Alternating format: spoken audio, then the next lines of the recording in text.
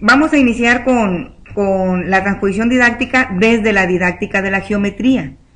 La transposición didáctica no es exclusiva de la enseñanza de la geometría, pero en este caso la vamos a enfocar exclusivamente a esa parte. Más bien, en general, vamos a hablar en general de la transposición didáctica, pero en particular de cómo la usamos en la enseñanza de la geometría. La transposición didáctica es un objeto de la enseñanza. Ya sabemos que tenemos dos problemas en la educación: la enseñanza y el aprendizaje. En este momento vamos a dedicarnos a hablar sobre la enseñanza. Vamos a iniciar con algunas reflexiones que son para el profesor. Es decir, el profesor debe de tener conocimiento claro de algunas cosas importantes, entre ellos lo que está alrededor de ese constructo tan interesante y tan importante llamado transposición didáctica.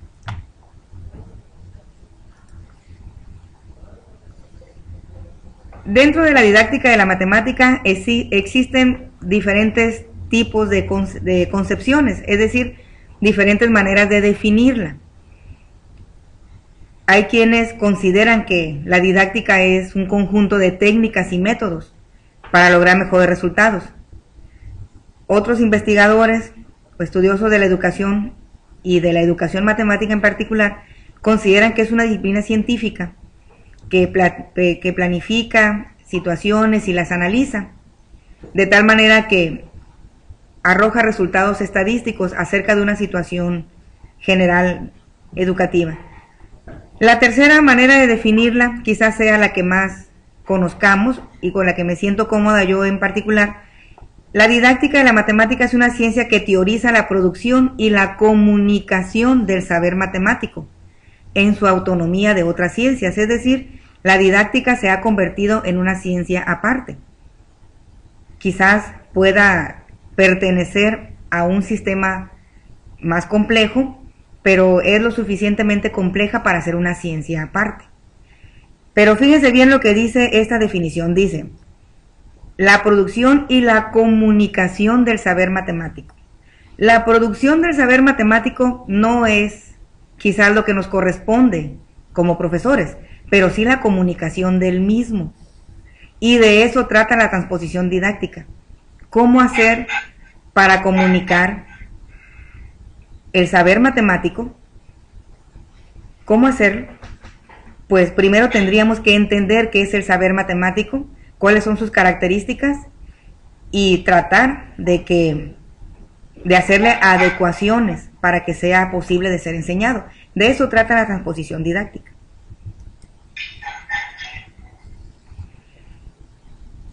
Como a propósito está ese triángulo en esa posición, recuerden que estamos tratando de no apoyar la rigidez geométrica. No más triángulos con base horizontal. Entonces, de todas maneras, el triángulo dice claramente lo que queremos indicar. Vamos a leer este pequeño pensamiento de Brousseau. Dice: la enseñanza en las matemáticas no tiene el monopolio ni del pensamiento racional ni de la lógica, ni de ninguna verdad intelectual, pero es un lugar privilegiado para su desarrollo precoz. Es decir, entre otras situaciones importantes, la matemática nos ayuda a desarrollar el pensamiento lógico deductivo.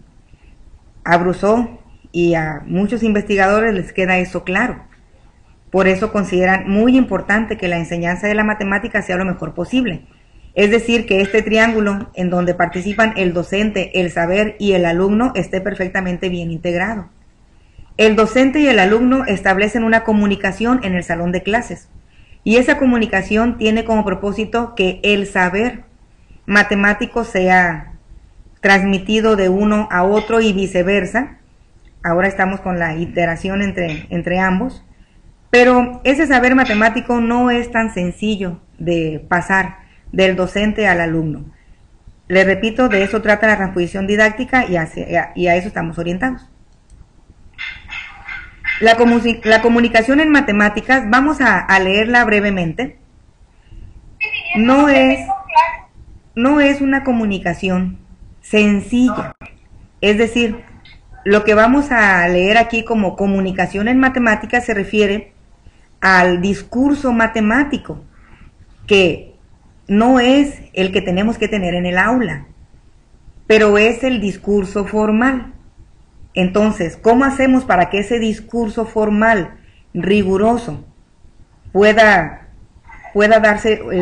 dársele un cambio de tal manera que para el alumno pueda ser entendido? Lo leemos brevemente.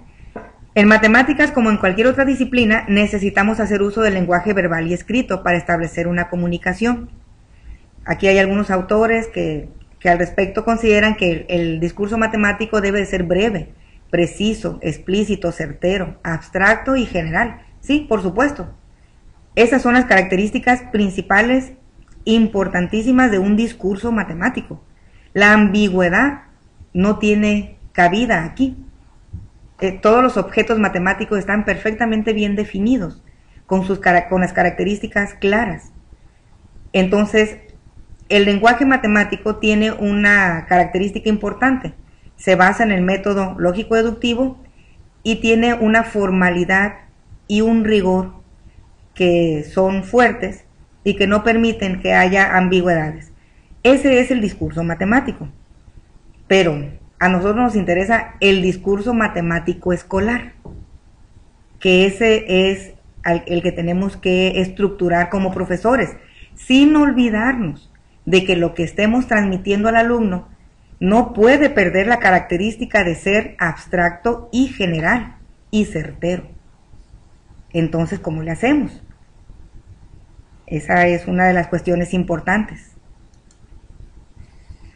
La matemática y la matemática escolar tienen objetos y recursos discursivos distintos, porque esta última, la matemática escolar, debe observar un punto de vista didáctico, lo cual implica que la definición de un objeto puede ser no conocida ni está en posición de asignársele algún sentido, nada más con comentarla o con introducirla al alumno. Es decir, por más bien escrito o platicado que esté un concepto matemático, es posible que para el alumno no tenga sentido, porque el discurso del profesor tiene que ser diferente, sin que se pierda la esencia del objeto matemático, porque ese es el verdadero problema. Para eso tenemos algunos ejemplos. Ya habíamos comentado el problema del punto. El punto, por ejemplo, un objeto tan abstracto que tratar de entenderlo es verdaderamente complejo. El punto no tiene dimensión. Y decimos, bueno, pero un conjunto de puntos nos genera un segmento de recta. Si no tiene dimensión, ¿cómo es que varios puntos sin dimensión generan una dimensión? Bueno, no necesitamos que tenga sentido para... Eso no tiene sentido en la vida real, pero tiene sentido dentro de la matemática. Es decir, la matemática tiene sus bases en cuestiones teóricas, no necesariamente para que tengan sentido en la vida real. Otro ejemplo es a a la 0 igual a 1. La única justificación de que a a la 0 es igual a 1, pues es por convención. Es una convención, es un acuerdo de los matemáticos para que el álgebra funcione. El punto no tiene dimensión. A a la 0 es igual a 1. Son convenciones que permiten, uno, la construcción de la geometría y el otro, la construcción del álgebra. No son cosas que tienen que ver con nuestro sentido común ni con nuestra vida real. Y eso es importante entenderlo, porque finalmente todos los objetos matemáticos que estamos enseñando en la escuela tienen esa base teórica y abstracta. Entonces es importante conocerlo, por lo menos en las situaciones elementales. Les voy a comentar brevemente una experiencia con esta pregunta. 0.99999 hasta infinito, ¿será igual a 1? La pertinencia de estos tres ejemplos es introducir el concepto de transposición didáctica. Es decir, la transposición didáctica nos ayuda a que el discurso matemático se convierta en un discurso entendible por el alumno. Entonces, vamos a reflexionar un poquito acerca de esta pregunta. 0.9999 infinito, ¿será igual a 1? Les voy a platicar las respuestas que obtuvieron algunos estudiantes que hicieron unas entrevistas a un matemático y a un ingeniero respecto a esta pregunta. Y eso nos va a ayudar a entender ese objeto del que les hablé, la transposición didáctica. Por ejemplo, en la primera entrevista se hizo a un doctor muy conocido en la universidad y en el Centro de Ciencias, que es el doctor Jorge Navarro. Se le preguntó, entre otras cosas, ¿no? Pero solamente les voy a presentar lo que él comenta acerca de si 0.999 es igual a 1 o no es igual a 1. Ahí están los estudiantes con el doctor Jorge Navarro. La pregunta, 0.999 hasta infinito, ¿es igual a 1? Eso se le preguntó al profesor. Después, el doctor Navarro, después de hora y media de cálculos, reflexiones y de llenar pizarrones, su respuesta fue: en algunos momentos de mi vida creo que sí son iguales. En otros creo que no. Ahorita estoy en un momento de mi vida en el que creo que no son iguales. Él es licenciado en matemáticas de la Facultad de Física y Matemáticas de la UAS. Es decir, este es el ejemplo del matemático. ¿Cómo razonó esa pregunta un matemático? Fíjense, hora y media de cálculos y de llenar pizarrones. Y su respuesta fue, pues no sé. A veces creo que sí, son iguales, a veces creo que no son iguales. Esa misma pregunta se le hicimos a un ingeniero. Ingeniero, pues, posiblemente también muy conocido en la universidad, el ingeniero Ramón Duarte Ramos. Ahí están los estudiantes que en la entrevista con el ingeniero Ramón Duarte, Ramón Duarte es ingeniero civil, egresado de la Facultad de Ingeniería Civil de la UAS, es doctor en educación matemática por parte del CINVESTAB. Y le preguntaron, doctor Ramón Duarte, 0.999 hasta infinito, ¿es igual a 1 o no es igual a 1? Inmediatamente, después de hecha la pregunta, contestó, son iguales. Inmediatamente. Por la siguiente razón, existe un método para pasar un decimal periódico a fracción. Cuando lo aplicamos, encontramos que esa fracción es 1. Por lo tanto, son iguales. Recordemos que el matemático se tardó hora y media y no dio una respuesta contundente. El ingeniero, su respuesta fue inmediata, dijo sí por esta razón. Entonces, ¿qué obtenemos de esta reflexión? Pues que quienes hacen los objetos matemáticos y quienes los aplican tienen un modo de pensar muy diferente. Podemos tomar ejemplo de ellos para nuestro quehacer, pero nuestro quehacer es evidentemente diferente a cualquiera de los dos. En el ámbito escolar, el profesor tiene un papel diferente. ¿Cuál fue la pertinencia de este ejemplo? Que la pregunta era una cuestión teórica. Es un objeto teórico con el que se estaba cuestionando. Entonces, para el matemático puro, pues es una reflexión muy amplia la que tiene que hacer. Y aún así no se atreve a dar un punto de vista contundente, precisamente por su naturaleza teórica. En cambio, el ingeniero le da rápidamente el contexto práctico y dice, por supuesto que es igual a 1.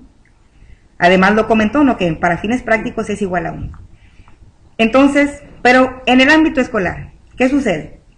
Pues están los objetos matemáticos, profesores, están esos objetos matemáticos que tenemos que enseñar. No lo podemos enseñar desde el punto de vista del matemático, porque simplemente con el concepto de punto nos pasaríamos un semestre y no nos atreveríamos a definirlo. No podemos tampoco dar un punto de vista práctico, simplemente práctico, porque entonces quedaría pobre el objeto, su naturaleza teórica nunca se miraría. El profesor en el nivel en que le corresponde sin salir del nivel, es decir, objetos básicos, está obligado a esto, miren, a que los objetos matemáticos sean sujetos de enseñanza. ¿Cómo los convertimos en sujetos de enseñanza? Para eso se necesita una adaptación. Para que el concepto matemático llegue al alumno necesitamos ponerle un vestido, porque los objetos matemáticos son invisibles a los ojos del alumno. Posiblemente por nuestra formación y nuestro gusto por la matemática y todas las herramientas que ya tenemos, para nosotros sean claros algunos objetos matemáticos, pero para el alumno pueden ser completamente invisibles. Entonces le ponemos ese vestido que es una adaptación. ¿Y en qué consiste esa adaptación? Entre otras cosas, consiste en un lenguaje adecuado para el estudiante. Es decir, que para el estudiante tenga sentido lo que le estamos enseñando, pero que llegue completo. Es decir, el matemático produce, los matemáticos producen los objetos matemáticos, lo entregan, esos objetos matemáticos son ya propiedad de la humanidad, el profesor los toma y los lleva al estudiante, pero en esa adaptación hay cosas que se pierden. Entonces tenemos que hacer la adaptación, un lenguaje adecuado para el alumno, pero que el concepto llegue completo, sin perder ni ganar características, y además que tenga sentido para el alumno. De manera global, lograr el aprendizaje significativo. Eso es nuestro papel principal como docentes. Pero fíjense bien, voy a resaltar esta parte, que llegue completo.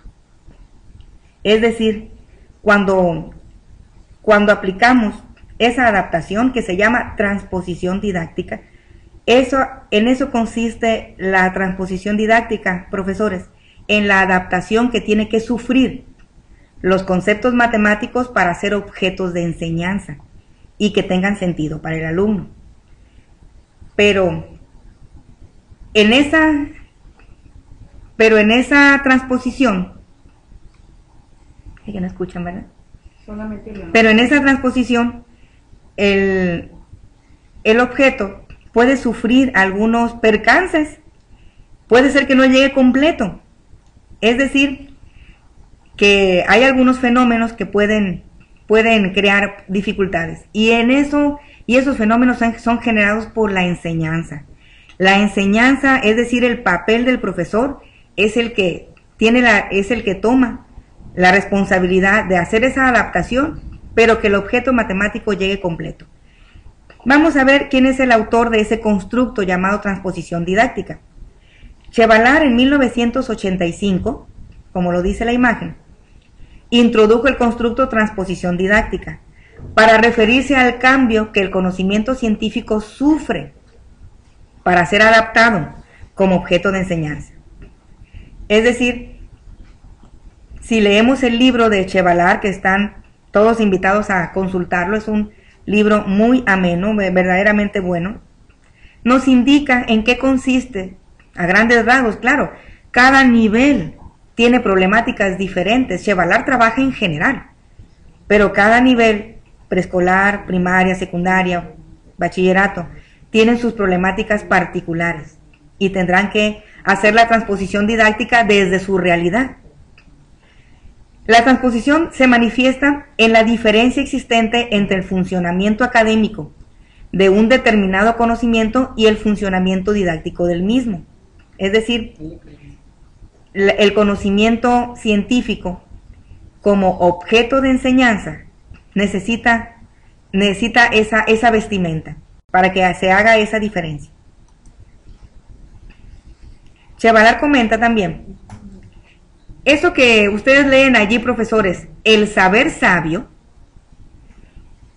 es un constructo también, es un constructo que introduce Chevallard para referirse al saber matemático, es decir, a los conceptos matemáticos puros. El saber a enseñar es el mismo concepto matemático puro, pero ya con la vestimenta apropiada para ser llevada al estudiante. Dice Chevallard que para la enseñanza de un determinado elemento de saber, que para que eso sea meramente posible, ese elemento deberá haber sufrido ciertas transformaciones que lo harán apto para ser enseñado. Me voy a regresar un momentito rápidamente y entre otras cosas nos referimos a esto, ¿no? Un lenguaje adecuado, que el objeto llegue completo, que tenga sentido. Ahora, ¿a qué nos referimos con completo? Enfoquémonos a la geometría. Bueno, aquí se menciona a Chevallard algunos ejemplos que surgieron para poder hacer la transposición didáctica. Quizás no todos tengan conocimiento de que la teoría de conjuntos es una teoría abstracta, formal, muy difícil. ¿Cómo llevar la teoría de conjuntos a la primaria? Bueno, primero está la pregunta, ¿por qué queremos llevarla a la primaria? ¿Por qué a la secundaria? Bueno, ahorita no, pero hubo un tiempo en que eso fue muy importante, en los años 60, en los años 70, en los años 80. Fue muy importante llevar la teoría de conjuntos abstracta y compleja de los matemáticos a los niveles básicos, en la llamada matemáticas modernas, la reforma de las matemáticas modernas de los 60. Pero, ¿cómo llevar un objeto tan complejo a los estudiantes de los niveles básicos? Pues inventaron algunos elementos como los diagramas de Venn. Si nosotros revisáramos un libro de los matemáticos de teoría de conjuntos, no aparece en ninguna parte un diagrama de Venn. En cambio, en la matemática escolar, en los niveles básicos, pues el diagrama de Venn es uno de los diagramas más importantes, es decir, el círculo con los elementos del conjunto dentro de él. Ese, por ejemplo, es un ejemplo muy claro de la transposición didáctica, pero tenemos otros ejemplos y otras maneras ahora modernas de lograr esa transposición. Bueno, pero la transposición didáctica tiene algunas consecuencias. Y hablemos exclusivamente de la parte de la didáctica de la geometría. En aras de la transposición didáctica, a veces podemos hacer que el objeto geométrico pierda su integridad, es decir, que aparezca el fenómeno llamado rigidez geométrica. Recordarán ustedes que en clase este fue uno de los artículos que se discutió y que a lo largo del módulo estuvimos comentando que la rigidez geométrica aparece mucho en el nivel secundaria, tanto en el alumno como en el profesor. La transposición didáctica nos dice, los objetos geométricos tienen que perder esa característica rigurosa. Bueno, no dejar de ser abstractos y formales, no, sino el lenguaje riguroso y pasarlos a un lenguaje que sea factible para el alumno. Entonces, el profesor busca los mejores ejemplos para enseñar la geometría. Y en esos mejores ejemplos desde su punto de vista están los más sencillos, que considera que cualquier demostración informal, que ya ven que en secundaria las demostraciones son informales. Así debe de ser, es el nivel, es correcto en ese nivel. Cualquier demostración informal o cualquier problema, pues podría ser más sencillo si lo ejemplificamos con las figuras geométricas clásicas. Entonces, ¿qué sucede? Que por lo general, miren, tenemos polígonos con base horizontal. Si al alumno le presentamos un triángulo que no tiene base horizontal, lo metemos en un problema. Considera que está chueco, considera que no lo puede trabajar, considera que es extraño. Las diagonales tienen que ser oblicuas, es decir, una diagonal como esta horizontal. Al alumno le es complicado entender que una diagonal puede ser horizontal o que una diagonal puede ser vertical. Como siempre, durante toda la primaria, toda la secundaria, es posible que en el bachillerato y hasta en la profesional, siempre le mostraron diagonales oblicuas. Él considera que, pues que las diagonales son oblicuas y que no pueden ser horizontales ni verticales. Esa es parte de la rigidez geométrica. Otro ejemplo de la rigidez geométrica es, pues, considerar que las alturas van al punto medio. Estos son algunos ejemplos de triángulos que se le dieron a un grupo de estudiantes de secundaria para que hicieran el favor de trazar las alturas. Otro fenómeno de la rigidez geométrica, generado también por el paso del objeto matemático por la enseñanza, es la confusión entre altura de un triángulo y la medida de la altura. Es decir, la altura de un triángulo es un objeto geométrico que tiene una orientación espacial, es un segmento que tiene orientación espacial. En cambio, su medida pues es un número, y a veces confundimos la medida con el objeto. Es decir, tienen razón los matemáticos en estar preocupados por eso. Comentan, hay mucha bibliografía al respecto. En el paso por la enseñanza se pierden algunas características de los objetos matemáticos o se ganan algunas que no son correctas. Estos, miren, profesores, son las respuestas de los estudiantes. Algunas diapositivas, algunas imágenes no se ve bien, pero les voy a resaltar lo que quisiera que reflexionáramos. Miren, este triangulito, se ve claramente una orientación horizontal vertical. Es decir, por lo general le manejamos la altura de un triángulo con el caso típico del triángulo rectángulo o con el triángulo isósceles. Entonces el alumno, altura horizontal vertical, y eso es cuando nos va bien, cuando el alumno relaciona la palabra altura con perpendicular, pero por lo general no es así. Por lo general tenemos este caso, miren, son muchos estudiantes los que nos hicieron el favor de contestar esta encuesta, pero le estoy presentando algunos nada más. Miren, este ejemplo, véanlo, es el caso típico. Para empezar, el triángulo ya no tiene una base horizontal y eso para el alumno es verdaderamente complicado, porque ha visto 2500 ejemplos de triángulos y todos han tenido la base horizontal. El profesor a veces los profesores no nos molestamos en dibujar un triángulo que no tenga base horizontal. Bueno, pero vean la orientación, hacia dónde marcó la altura, hacia el punto medio. El 83% de los estudiantes que contestaron esta encuesta hicieron eso, marcaron la altura al punto medio, siendo que la altura, a ver, leamos la altura, profesores, aquí está, es una definición clásica, tomada de un libro de texto sencillo, de nivel básico. Altura de un triángulo, el segmento de recta perpendicular que va de un vértice al lado opuesto. En ningún momento se menciona el punto medio, pero como el profesor ha trabajado casi todos los años con triángulos isósceles, pues en el triángulo isósceles la altura sí va a dar al punto medio. Es posible que el alumno no esté en condiciones de reconocer ningún otro triángulo fuera del isósceles, porque es el que siempre se les dibuja, aunque el problema no tenga que ver con triángulos isósceles, aunque el problema sea ABC, un triángulo cualquiera, encontremos por ejemplo el área, pero el que dibujamos es isósceles, o sea, tiene forma de isósceles. Entonces, pues esto que estoy marcando aquí es el ejemplo problema, es el problema clásico, y estoy con los triángulos.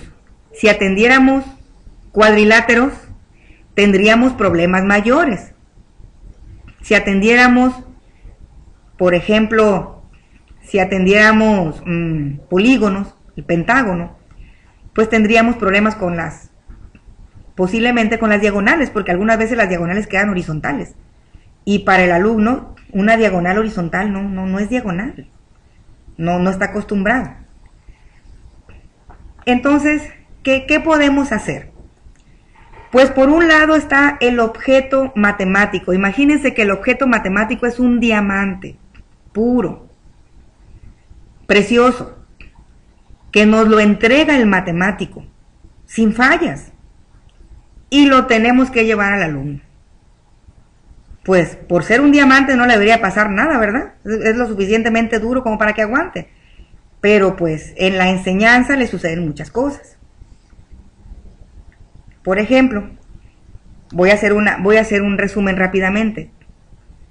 Pues que las diagonales son oblicuas, que la altura va a dar al punto medio, que los triángulos tienen que tener base horizontal, que los cuadriláteros tienen que tener una base horizontal, si no, no son cuadriláteros, que el cuadrado es un cuadrado mientras tenga base horizontal, pero al momento que rota tantito ya se convierte en un rombo. Muchísimas cosas que van perdiendo el objeto que nos entregaron puro. Pero esa vestimenta se la tenemos que poner.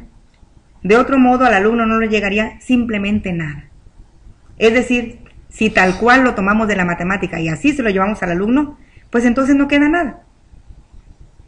¿Qué hacer? Pues están las recomendaciones de Che Ballard, hay que leer su libro, muy bueno. Están las recomendaciones de Wiener, un gran educador matemático de la Universidad de Haifa, él es israelí, y dice, hay que tener este cuidado. Pareciera tan sencillo, pero pues a veces, ¿verdad?, con 50 alumnos y con un programa cargado, no podemos quizás hacer todo. Pero intentémoslo, miren, parece sencillo. Él dice, hay un concepto matemático puro a enseñar, es el que estoy marcando, miren. Pero por otro lado, el alumno ya tiene una imagen de ese concepto. Si ustedes le dicen al alumno triángulo, a él se le vienen muchas imágenes. Si le dicen diagonal, también se le vienen muchas imágenes a la mente, porque ya tiene conocimientos previos desde el kinder. Entonces, lo que hay que hacer es esta interacción, que el alumno siempre esté contrastando lo que él cree que es tal cosa con lo que verdaderamente es. Miren, aquí está, la flecha va de izquierda a derecha y de derecha a izquierda, del concepto puro a lo que cree el alumno y de lo que cree el alumno al concepto puro. Hay que estar haciendo esta interacción, que el alumno esté contrastando todo el tiempo. Pero profesores, yo diría, primero que eso, contrastémoslo nosotros. Lo que creamos que es un objeto matemático, en particular un objeto geométrico, contrastémoslo con su definición formal, buscando información en buenos libros teóricos. No para llevarlos así a la enseñanza, sino para que nosotros no tengamos ese problema de trabajar creencias en vez de trabajar el concepto correcto. Aquí no lo voy a leer, nada más lo comento rápidamente. Wiener dice que un individuo con una imagen conceptual pobre, pues solamente reconoce los prototípicos. ¿Qué es un ejemplo prototípico? Pues el triángulo con base horizontal, por ejemplo. El isósceles con base horizontal. Solamente podría trabajar con eso. Se lo movemos tantito y haz de cuenta que estamos trabajando con otro objeto que ya no es triángulo. En cambio, si logramos interactuar un poquito entre lo que creemos y lo que es en realidad, pues nuestro concepto de nuestra imagen se enriquece. Y aunque no sea perfecta, vamos a poder discriminar más casos particulares y no nada más unos cuantos. Entonces, Wiener es un clásico de la educación matemática. Por algo es un clásico. Son cosas que no pasan de moda. Hay que hacer ese contraste. Ahora, la transposición didáctica adecuada para el alumno desde la pedagogía. ¿Cómo se puede hacer? Hay muchos recursos. Ustedes son expertos en muchos de ellos, o conocen bien muchos de ellos. El uso de material concreto ayuda a quitarle esa rigurosidad, ese rigor al objeto matemático sin que deje de ser el objeto matemático puro, es decir, sin que pierda sus características. La geometría dinámica nos ayuda contra la rigidez geométrica, es el mejor alivio contra la rigidez geométrica. La geometría dinámica no permite la rigidez geométrica, para eso se creó. principalmente. Construcciones con regla y compás, eso tampoco debe de pasar, no es anticuado, al contrario, enfrentar al alumno a la construcción de un cuadrado, a ver cómo le hace para trazar una perpendicular. Lo pondríamos a pensar tantito. Entonces, el material concreto, las construcciones con regla y compás ayudan mucho a que esa transposición didáctica sea adecuada. Problemas de aplicación de los objetos geométricos para que el alumno vea el sentido práctico, para que tenga un aprendizaje significativo. Y por supuesto, secuencias didácticas que engloben todo lo anterior.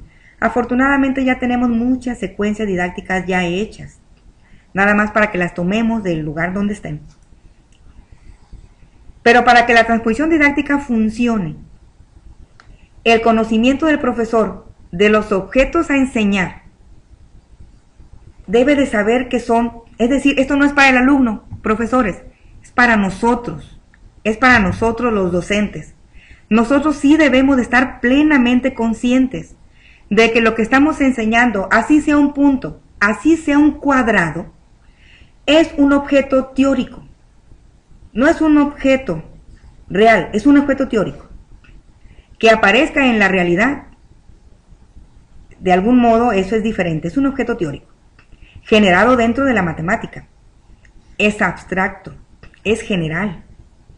Se estudia a través de representaciones, pero esa representación, profesores, no es el objeto. Es decir, cuando decimos, sea el siguiente un cuadrado, el alumno debe entender que ese que está allí no representa a todos los cuadrados, sino que es, al contrario, ese que está allí representa a todos los cuadrados. Y por lo tanto, las características que asumamos o que tenemos de ese objeto dibujado en el pizarrón, esa característica la tienen todos los cuadrados. ¿Pero por qué trabajamos con ese? Pues porque necesitamos una representación. Pero cuando esa representación es la misma, como en el caso del triángulo isósceles con base horizontal, pues se pierde la naturaleza teórica, se pierde la abstracción y se pierde la generalidad. Y estamos trabajando con creencias y con rigidez geométrica. Entonces, profesores, nosotros sí es importante que sepamos que los objetos matemáticos, por más sencillos que sean, tienen todas estas características. Y eso ya los hace que tengamos cuidado con ellos, que les tengamos respeto, es decir, consultarlos lo mejor posible antes de ir al aula, no importa que vayamos a enseñar cuadrados. Como último ya, esta es la última diapositiva. Un mensaje de Mafalda, dice, como siempre, lo urgente no deja tiempo para lo importante. En el módulo marcamos claramente las prioridades. Las 5 sesiones que tuvimos la profesora Claudia y yo con ustedes tenían una prioridad, el examen enlace. Dentro del examen enlace, pues el estilo, la redacción, el grado de dificultad y familiarizarse con el lenguaje. ¿Por qué nos enfocamos a esto? Porque es prioritario, profesores. No podemos atender todas las situaciones al mismo tiempo. Durante esos 5 días estuvimos trabajando el estilo del examen enlace, su redacción, su grado de dificultad, que ustedes se familiarizaran hasta con los errores del examen enlace. Bueno, entonces quisimos que en esta plática extra poder reflexionar en algo más allá de eso, que también es importante. No urgente, quizás, o quién sabe si también sea urgente. Por lo menos muy importante sí es. Y aquí está abajo. Reflexionar sobre que es precisamente la naturaleza teórica y abstracta de los objetos que tenemos que enseñar lo que genera un buen porcentaje de los problemas en el alumno, también es importante.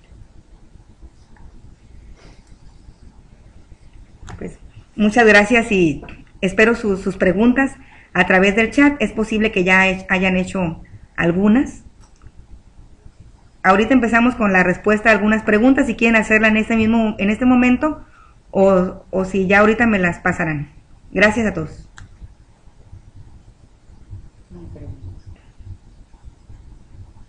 Sí,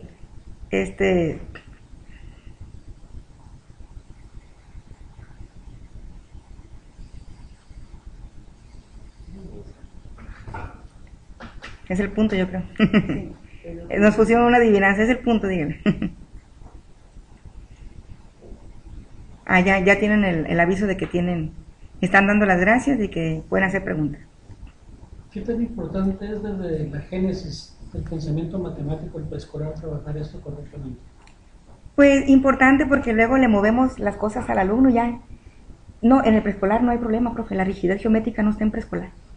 Por tanto, la rigidez geométrica no está. Me acaban de hacer una pregunta de qué tan pertinente es esta cuestión teórica en preescolar. Afortunadamente, la rigidez geométrica no es un problema serio en preescolar. Al contrario, en preescolar el alumno no tiene la rigidez geométrica, precisamente por la manipulación que hace de los objetos concretos. Cuando tenemos que pasar en los siguientes niveles a otra instancia teórica, perdemos todo lo ganado con el trabajo concreto del preescolar. Quizás en gran medida porque el profesor no le da importancia a esa parte. Y también porque hay muchas cosas que desconoce del objeto geométrico.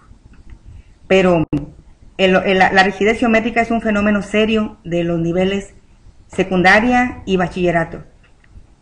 Es decir, que no se desanimen los maestros de preescolar, sigan haciendo su trabajo tan bien como lo hacen, buscaremos el modo de que no se pierda, pero en preescolar no es un problema serio. Pero sí sería conveniente de todas maneras que el profesor conociera que la naturaleza de los objetos es muy teórica, conocerla nada más, pero en preescolar afortunadamente no es grave el asunto, como en secundaria, por ejemplo. Aquí tiene unas preguntas. A ver. Sí, Irma hizo primero una pregunta. La maestra Irma pregunta, ¿considera que lo más conveniente es usar material concreto para poder ayudar al estudiante a comprender mejor los conceptos? Definitivamente sí. Afortunadamente tenemos la geometría dinámica, que la geometría dinámica tiene las dos cosas, el manejo concreto de los objetos y la generalidad. Cuando un objeto en la geometría dinámica lo movemos a través del arrastre, así se le conoce en geometría dinámica, se le conoce como arrastre, no pierde la generalidad, es decir, todas sus propiedades se siguen observando. Por ejemplo, ustedes saben que un ángulo inscrito mide la mitad del arco que abarca, ¿verdad? Pues, cuando movemos ese objeto en la geometría dinámica y se generan una infinidad, muchísimos ejemplos diferentes, en todo se sigue viendo, se sigue marcando que el ángulo es igual a la mitad. Entonces ya no necesitamos el mismo ejemplo todo el tiempo. Ya ven que siempre ponemos un ejemplo que también parece no un triángulo, pero sí un ángulo isósceles. Entonces el material concreto, pero en la secundaria tenemos que dar paso, además del material concreto, al uso de la regla y compás, ya sea electrónica, a través de la geometría dinámica, o ya sea a mano. Pero ayuda mucho con el problema de la rigidez y con el problema de perder la abstracción. ¿El siguiente quién es tú? La maestra María Evelia. La maestra María Evelia pregunta. María Guadalupe Ajá. González. Habla usted, ella indica, es que se me pierde aquí porque se bajan. La maestra María hace una pregunta, dice, habla usted de que el alumno debe tener una relación entre el concepto y la imagen conceptual, y habla de una entrada cognitiva. ¿Cómo hacerla? La entrada cognitiva, maestra, es un problema. Es un problema de geometría, encontrar un área, encontrar una altura, encontrar un perímetro, cualquier problema. Esa es la tarea cognitiva de entrada. Mientras el alumno la resuelve, hay que pedirle que contraste lo que él cree con la definición formal. Las definiciones pues se pueden escribir en alguna parte del pizarrón o se pueden construir previamente. Recuerden que el constructivismo es una parte básica. Pero la entrada era un problema, profesora, simplemente un problema. ¿Cómo hacer una buena entrada cognitiva? Un buen problema que los haga pensar. Es decir, además de los ejercicios rutinarios que son importantes, pues un problema que no sea tan rutinario, pero que no se salga del nivel ni de lo que ellos conocen, porque entonces se vuelve un problema imposible. El maestro Jorge. ¿Dónde se encuentra el problema? ¿En primaria o en secundaria? ¿Dónde tiene la mayor parte del problema? ¿En primaria o en secundaria? En primaria todavía tenemos mucho uso de material concreto y la parte teórica no es prioridad. Pero si en sexto, por ejemplo, quinto y sexto, no se da ya la entrada a la parte teórica de una manera adecuada, es decir, que el profesor tenga conocimiento firme, pues entonces sí se generaría un problema importante. En secundaria está el problema de que allí tenemos que generar la abstracción, ya no podemos manipular el material concreto todo el tiempo, tenemos que pasar a la abstracción en secundaria. Pero en primaria tenemos un problema. A veces el profesor no conoce los objetos. Como el profesor tiene de primaria tiene una formación general de la escuela normal o de la pedagógica, su conocimiento geométrico puede ser limitado en la parte de teórica, y eso sería quizás el problema serio. Su conocimiento, el conocimiento pobre que tenga al respecto. Y en secundaria, pues definitivamente el problema es mayor. ¿Por qué es mayor? Pues porque es allí donde corresponde la parte abstracta, es allí. ¿Quién sigue, Claudia? La maestra Dinora. La maestra Dinora. Sí, los planes de secundaria, desde su punto de vista, doctora, ¿qué son? ¿Secuencias didácticas o situaciones de aprendizaje? Okay. La maestra Dinora nos hace una pregunta acerca de que si los planes de clase, los famosos planes de clase, la maestra Dinora, es que se pierde, lo pierde. Sí. A ver. Dinora. Dice, las secuencias didácticas o situaciones de aprendizaje. Los planes de clase secundaria son para ustedes secuencias didácticas o situaciones de aprendizaje. Pues una secuencia didáctica debe de convertirse en una situación de aprendizaje, pero eso es trabajo de nosotros. La secuencia didáctica puede estar muy bien hecha, pero no necesariamente es una situación de aprendizaje. Depende de cómo la manejemos. Se convertirá en una situación de aprendizaje cuando cumpla su función, que el alumno aprenda el objeto que está en esa situación didáctica. La maestra... El maestro Jesús. El maestro Jesús. Que plantea la pregunta. Me gustaría poder escuchar la respuesta. Aleida. La maestra Aleida, ¿vean la que sigue? Sí, les digo que levanten la manita, pues, para que la pregunta sea verbal, porque no sin embargo, dice la maestra Leida nos comparte una reflexión importante. Existe el gran problema en el nivel preescolar del uso de la terminología inadecuada. Esto es que el círculo se llame rueda, bola, y desde ahí se desvirtúa el sentido de la geometría. Sí es cierto, pero también en la primaria eso ya se convierte en grave, en primaria no debe suceder. En preescolar, pues llamar rueda, llamar raya en vez de segmento, quizás sea todavía conveniente y se debe de quitar por completo en la primaria. Pero en la primaria nos seguimos encontrando con esa situación inadecuada, pero recordemos que el profesor de primaria, su trabajo en matemáticas es pobre, sencillo, porque tiene que atender muchas áreas. Y todas son difíciles, todas tienen su grado de dificultad alto. Entonces, en la primaria el problema está desde cómo está planteada, desde allí. ¿Y quién sale perjudicado mayormente? Pues matemáticas, porque el profesor de alguna manera en su vida cotidiana maneja muchas cosas de la biología, de las ciencias naturales, del español, pero de la matemática no la encontramos fácilmente en la realidad. Entonces, sí es la que sale perdiendo en la primaria. La maestra Irma, la maestra Irma nos tiene un comentario. Eleonora, ¿el docente debe profundizar en los conceptos antes que ampliar el repertorio de ellos? Sí, sí, por supuesto, porque ampliar el repertorio, por ejemplo, qué bueno sería que los profesores de secundaria supiéramos conceptos de la prepa, qué bueno, estaría muy bien, pero lo más importante y nuestro compromiso principal está en la secundaria. Entonces, conozcamos lo más profundamente que se pueda los objetos de la secundaria. Con esos tenemos, ninguno es sencillo, los trivializamos a veces, podemos decir, ¿Qué tengo que enseñar mañana? Cuadrados. Pues ni modo que yo no sepa lo que es un cuadrado, ya a mi edad. Y sin prepararme, voy a ver cuadrados que porque son básicos. No. La reflexión es, no hay nada básico aquí.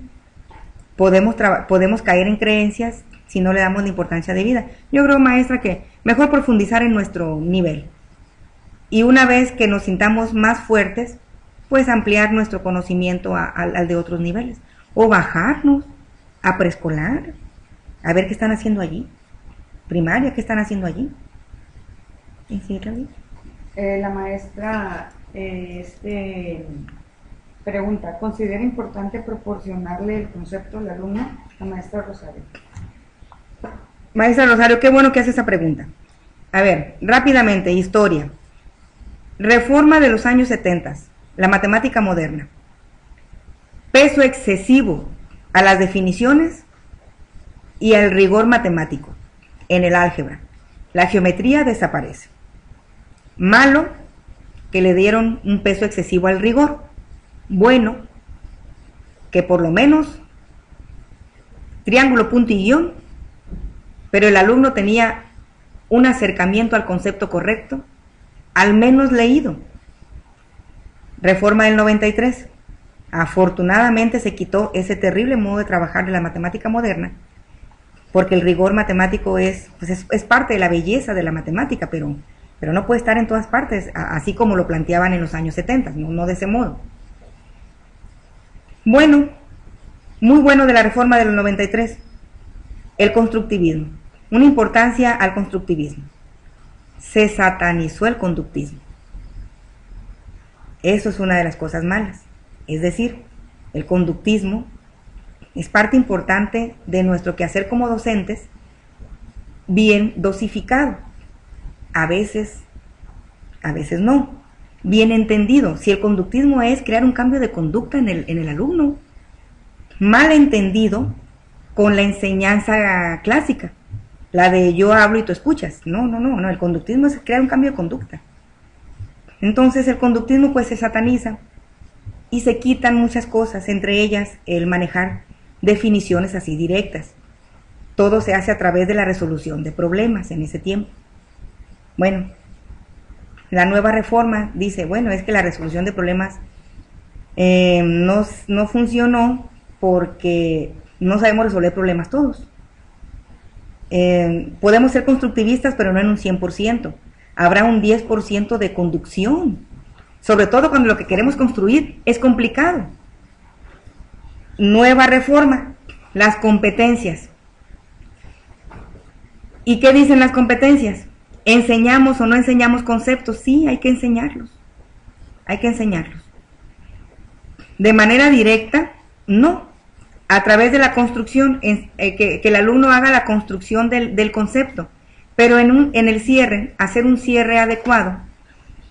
Hacer un cierre adecuado y que el alumno comprenda finalmente el objeto, y ahí sí lo podemos leer, pero que no se vaya de la clase sin tener contacto con la lectura formal del concepto, después de todo el trabajo constructivista. El maestro José Ignacio, ¿es importante el uso del software educativo para reforzar los conceptos? Cuando quieras, Ramón. Me dicen cuando termine. Sí, es muy importante. En el caso de la geometría dinámica, el GeoGebra tiene una ventaja muy grande. Es gratuito. Al menos el uso del GeoGebra, si no conocemos otro. Es muy importante, de verdad. En la geometría es básico, pero ¿cómo le hacemos si no todos tenemos cañón en las aulas? No tenemos acceso al centro de cómputo. Pues entonces a través de la manipulación concreta, que es una forma de suplir al software educativo, pero lo mejor es el software. Claudia Patricia tiene la mano levantadita, puede dar bien ahí para escucharla y decirle. Adelante, Claudia.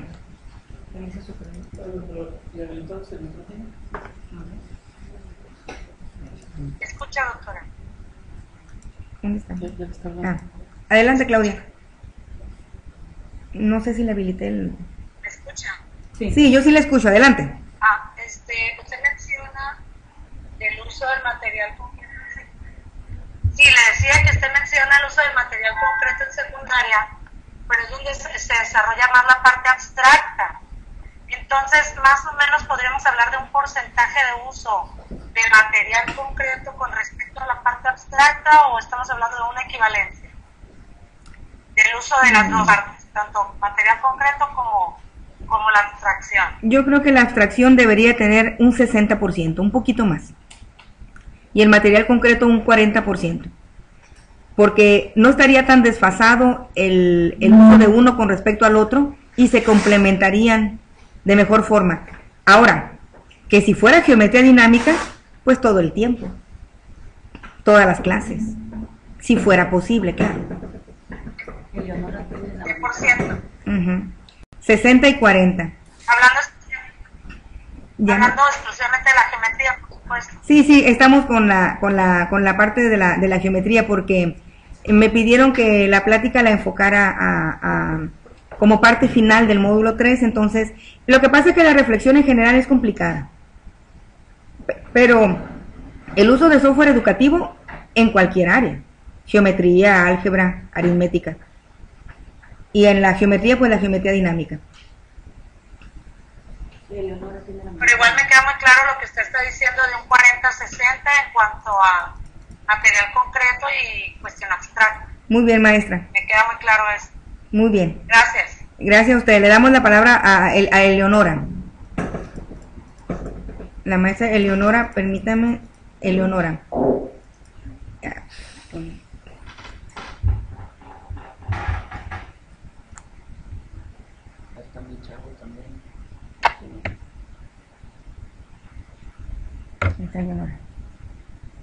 Adelante, maestra Eleonora.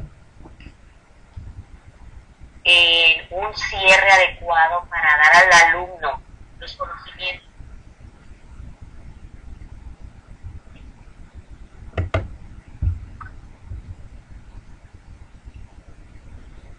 Maestra, disculpe, ¿no le escuchamos? Sí está habilitado, Eleonora. ¿El Es que micrófono? ella lo cerró. Muy bien, entonces hay que darle la palabra Ella había a... No sé por qué. A ver, maestra Eleonora, repita por favor. Maestra Eleonora, ¿podría ¿Me repetir? escucha? Sí, ahora sí, ahora sí. No. ¿Escucha? Sí. Sí la escuchamos. ¿No se escucha? Sí, sí se escucha, maestra. ¿Sí? Ah, ¿ya? Ah, bueno. Ok. Están comentando sobre el cierre de las sesiones, ustedes, muy importante, pero muchos maestros hacen uso del material concreto, dejan todo en el aire y no logra el muchacho construir.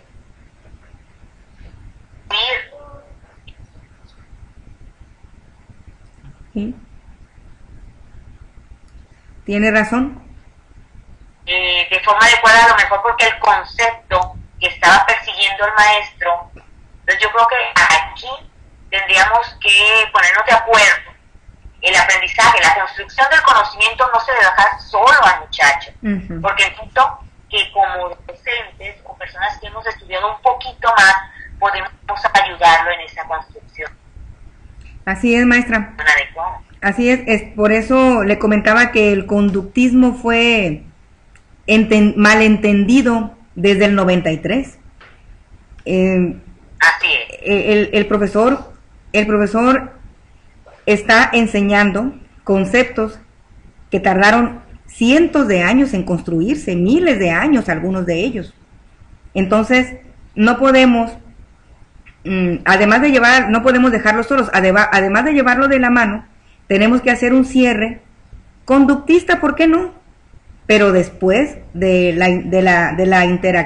interactuar de manera constructivista, y en ese cierre que no quepa ambigüedades. Lo que se está tratando de construir es esto, y así debe de quedar.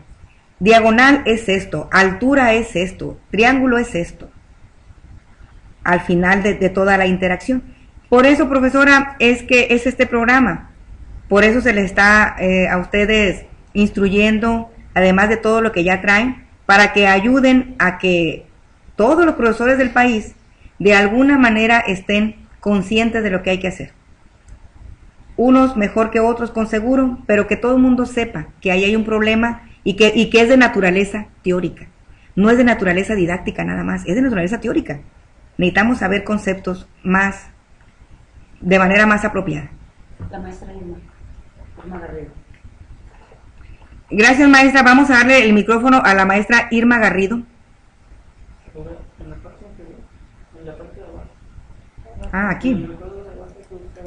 Irma Garrido, aquí. Adelante, maestra Irma.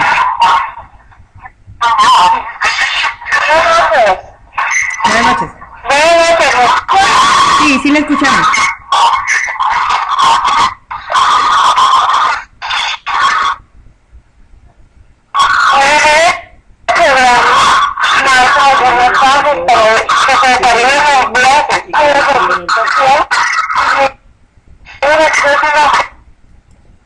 Claudia, dile por favor que no se escuche. Entonces puede decir... Maestra, haga la pregunta por el chat porque no se escucha su comentario, por favor.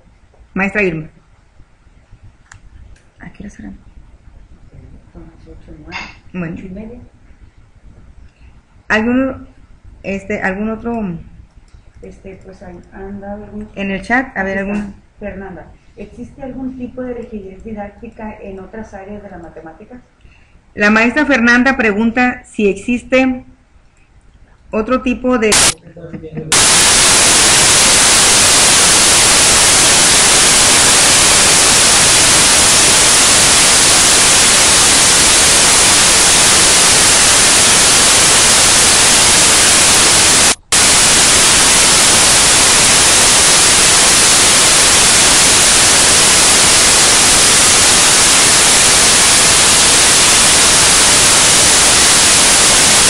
desde la didáctica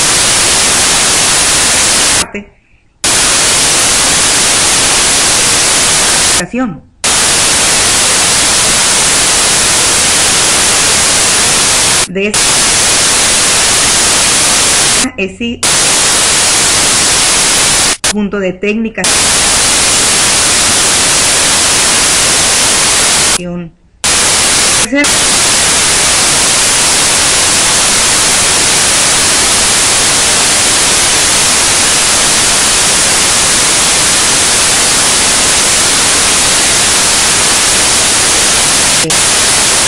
para que sea, recuerden,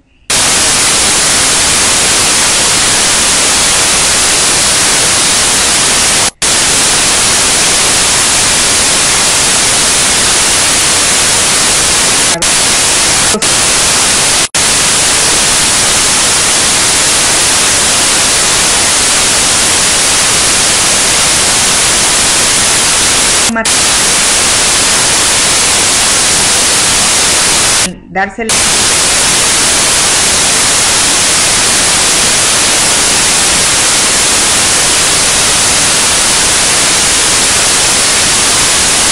y tiene una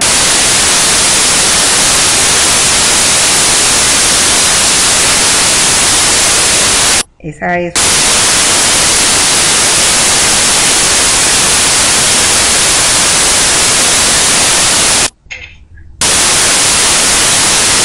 sin matemática.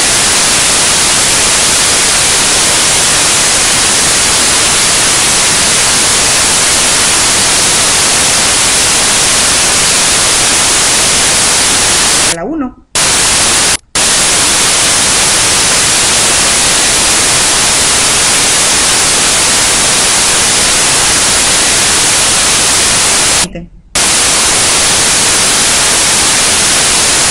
La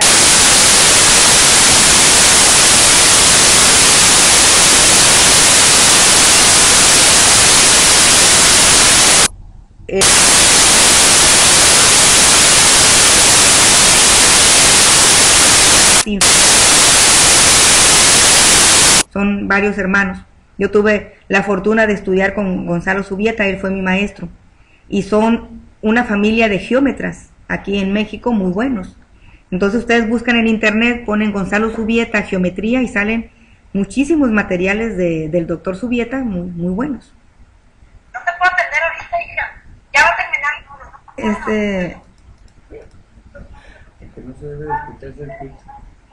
Mire, me gustaría comentar un comentario, valga la redundancia, del maestro Abraham. Dice: ¿no sería necesario hacer propuestas para que en el nivel primaria existan maestros de matemáticas como lo hay en otros países? Por supuesto, profesor. Así como hay un profesor para inglés y un profesor para deportes en la primaria aparte, también debería de estar aparte el de matemáticas, y que el profesor de la escuela normal se dedique a las ciencias naturales, a las ciencias sociales y al español, o cambiar, o hacer más especialidades en la primaria. No sé cuál sería lo conveniente, pero definitivamente el profesor no puede ser especialista en todo. La carga del profesor de primaria ya debe de cambiar. Eso sería conveniente. La maestra Irma dice: el nuevo programa marca que después de la fase inicial y de ejercitación vienen las frases de teorización y de validación, espacio donde los docentes podemos proporcionar definiciones oficiales y completas. Muy bien. Sí, tiene razón la maestra Irma. En todos los planes de clase y los objetos de aprendizaje, las famosas ODAs, en la parte final, allí ya se puede hablar de la definición escrita totalmente como viene en los libros y con las palabras formales y rigurosas. Hay que hacerlo. Hay que llegar a la parte última del objeto de aprendizaje. O en nuestra clase, hacer eso al final de la clase. Sí, muy bien. La maestra Eleonora dice que cree que es importante guiar la actividad, realizar preguntas guías. Realizar preguntas guías para lograr la actividad de la construcción del conocimiento en el alumno. Sí, es muy importante. Ya ven que en los años 50 el profesor hablaba y pobre del niño que participara, a menos que le dieran la palabra así. Es muy importante tener esa interacción con el cuidado del control de grupo, porque a veces el control de grupo se pierde, con el cuidado del control de grupo. Y a veces el grupo no da para nada con ninguna interacción. O sea, estamos hablando en condiciones ideales, ¿verdad? Han de decir ustedes en qué secundaria trabaja usted. Entendemos que tenemos todo ese problema. Yo creo que una más y una. ¿Serían todos? Profesores, hay algunos comentarios que la maestra Zaida dice que coincide con Abraham, la maestra Eleonora también, y yo también. En la primaria tiene que haber un cambio y ojalá fuera ya. Profesores, por cuestiones de tiempo y de espacio, aquí en la Secretaría de Educación Pública nos piden que cortemos ya la videoconferencia. Nos llevamos todas sus preguntas escritas del chat y vamos a darle seguimiento. Además, nos seguimos viendo en los viernes y los sábados porque vamos a ir como apoyo para el profesor que sigue en el módulo. Entonces, pues fue un verdadero placer estar con ustedes, profesores. Muchas gracias. Mañana tenemos el chat a las 7, cada quien desde su casa. Buenas noches a todos.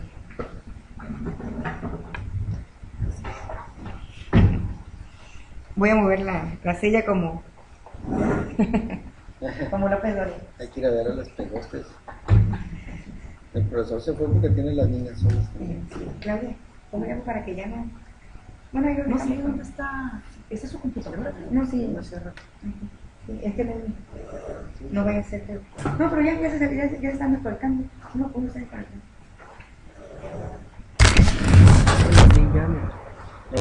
No debe. Es que no llamamos cómo cerrarlo. Solamente están agradeciendo. Buenas noches, excelente exposición y retroalimentación, compañero. Gracias a todos el gran equipo de trabajo. Buenas noches, muchas gracias, doctora. Gracias, excelente conferencia. Buenas noches, gracias.